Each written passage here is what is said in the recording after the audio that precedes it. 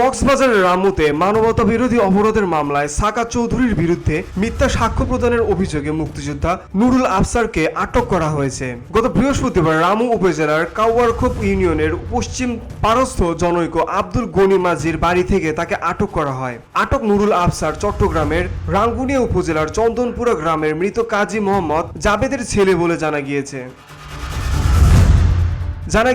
সাবেক মন্ত্রী ও বিএনপির স্থায়ী কমিটির সদস্য মরহুম সালাউদ্দিন কাদের চৌধুরীর বিরুদ্ধে সাজানো মামলায় মিথ্যা সাক্ষ্য দেওয়ার অভিযোগে তাকে আটক করা হয়। এলাকাবাসীর দাবি, গত 5 আগস্টের পর থেকে তিনি দীর্ঘদিন ধরে রামুর ওই বাড়িতে আত্মগোপনে ছিলেন। কাউয়ারখোপ ইউনিয়ন যুবদলের আহ্বায়ক সাব্বির হোসেন বাদশাহ জানান, স্থানীয় বিএনপি নেতা এনামুল হক ও হানিফ জেদির নেতৃত্বে জনতা আব্দুল গনি মাঝির বাড়িটি ঘেরাও করে তাকে আটক করে।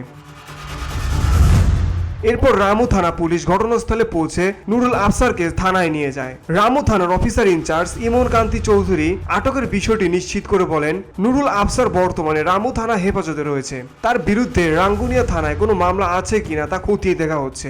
তদন্তের পর আইনানুগ ব্যবস্থা নেওয়া হবে। ভিওটি বাংলা নিউজ ডেস্ক।